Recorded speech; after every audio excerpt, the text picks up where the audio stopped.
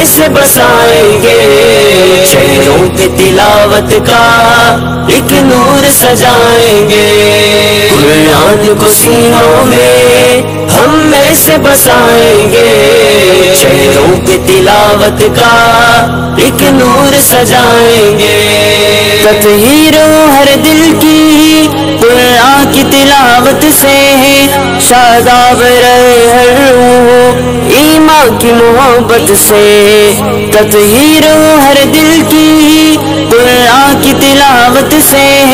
شاداب رہے ہر روح ایمان کی محبت سے، ہم رب کے حضور اپنے جب سر کو جھکائیں گے، قرآن کو سینوں میں ہم ایسے بسائیں گے، قرآن کو سینوں میں۔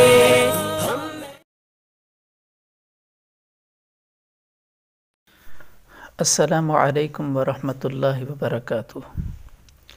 ہم آپ کو فہم و حفظ مضامین قرآن کورس کے لیکچر نمبر 2 میں خوش آمدید کہتے ہیں۔ آج کے لیکچر میں ہم سورۃ بقرہ کے نقشے کو سامنے رکھیں گے اور اس کے مضامین کو سمجھنے کی کوشش کریں گے، اور ساتھ ہی پھر اس کو یاد کریں گے تاکہ ہمارے ذہنوں میں اس سورت کا پورا نقشہ واضح رہے۔ اس سورت کا جو مرکزی اور بنیادی موضوع ہے وہ تو آپ یوں سمجھیں کہ اللہ رب العزت نے جب ہم سب کو اس دنیا میں بھیجا، ہم چونکہ اللہ کے بندے ہیں، اللہ کے غلام ہیں، تو ہمارے لیے یہاں زندگی گزارنے کا ایک طریقہ، ایک ڈسپلن جو ہے اللہ نے بتایا ہے۔ تو اس زمین کے اندر اللہ کی بات مانی جائے اور اللہ کے احکامات نافذ ہوں ہماری زندگیوں میں، اور وہ جو ڈسپلن ہے وہ ہماری زندگی میں اس کے مطابق ہو، اس بات کو اس صورت میں سمجھایا گیا ہے۔ تو جب اللہ تعالیٰ نے ہمیں مخاطب کیا اور ہمیں وہ ڈسپلن بتایا اور سمجھایا، تو اس میں کچھ لوگ ایسے تھے جنہوں نے اس ڈسپلن پر آمنا وسلم نہ کہا، مان لیا، ان کو مومنین کہا گیا، اور ان کا تذکرہ آیت نمبر 1 سے آیت نمبر 5 میں ہے۔ اور کچھ لوگ ایسے تھے جنہوں نے کہا ہم نہیں مانتے اس کو، جو ڈسپلن ہمیں دیا گیا، تو ان کا تذکرہ آیت نمبر 6 اور 7 میں ہے۔ اور کچھ لوگ تھے جنہوں نے ڈائریکٹ اللہ سے رابطہ نہیں کیا، بلکہ وہ کبھی ایمان والوں کے ساتھ آ جاتے ہیں کہ ہم بھی ماننے والے ہیں، اور کبھی کافروں کے ساتھ چلے جاتے ہیں کہ ہم نہیں مانتے، ویسے ہم ان کے ساتھ گئے تھے۔ ان کو منافق کہا گیا ہے، اور ان کا تذکرہ آیت نمبر 8 سے 20 تک ہے۔ تو اللہ رب العزت نے جو طریقہ حیات دیا، زندگی کا طریقہ دیا، اس کو ماننے نہ ماننے کے اعتبار سے 3 طرح کے لوگ آ گئے۔ اب جو ہے اللہ تعالیٰ کی بندگی جو ہے، اللہ تعالیٰ کی جو غلامی ہے، اللہ تعالیٰ کے سامنے بندہ بن کر جو رہنا ہے، اس کی اہمیت کیا ہے۔ آیت نمبر 21 سے 39 تک اس بات کو سمجھایا گیا ہے۔ وہ اس طور پر کہ آیت نمبر 21 سے 29 تک اس بندگی اور اس کی اہمیت کو کلیئر کیا گیا کہ کیوں بندگی اللہ کی کریں، تو پھر ان دلائل کو بتایا گیا کہ ان وجوہات کی بنا پر آپ اللہ کی بندگی کریں۔ اور پھر یہ بندگی شروع کہاں سے ہوتی ہے، تو اس کو آیت نمبر 30 سے 39 تک حضرت آدم کے معاملات سے اس کو سمجھایا گیا کہ ان کی تخلیق کیسے ہوئی، وہ کیسے آئے اس دنیا میں، اور پھر کیا ان کی ڈیوٹی تھی، اس سے بات کلیئر ہوتی ہے۔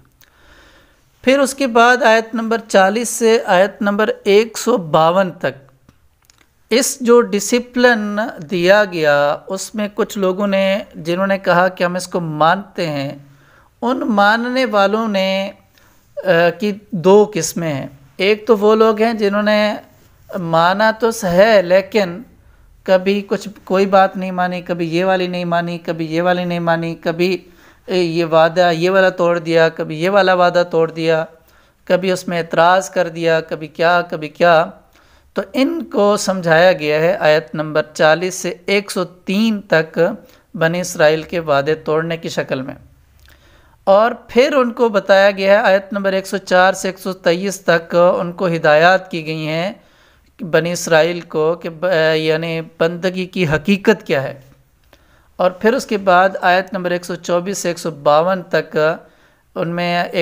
یہ بتایا گیا، وہ نقشہ سامنے کیا گیا کہ حقیقت میں بندگی کن لوگوں نے کی اور کیسے کی ہے۔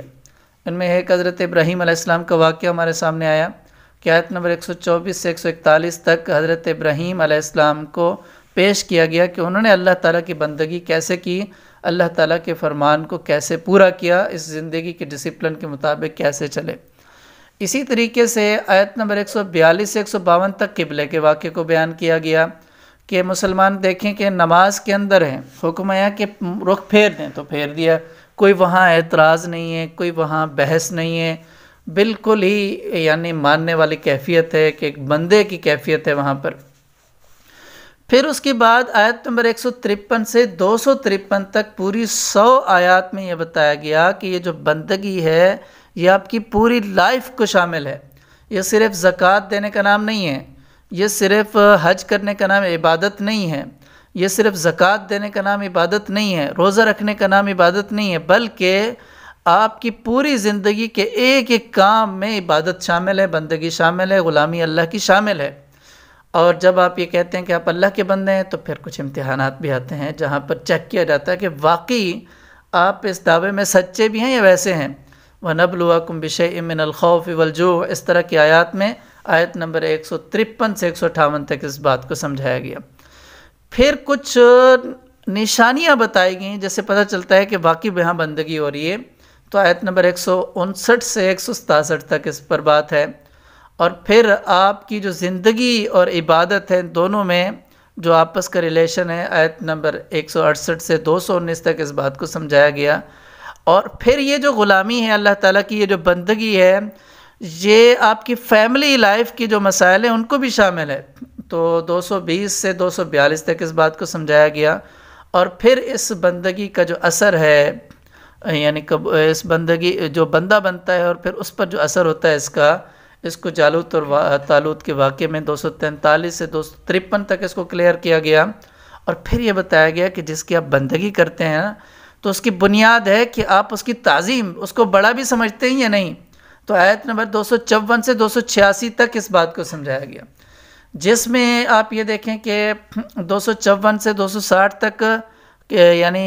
اللہ تعالیٰ کی توحید اور اس کی عظمت پر کچھ باتیں ہیں جن میں آیت الکرسی بھی بیچ میں آ جاتی ہے، جن میں آپ کی وہ 2-3 واقعات بیچ میں آ جاتے ہیں اللہ تعالیٰ کی توحید کے۔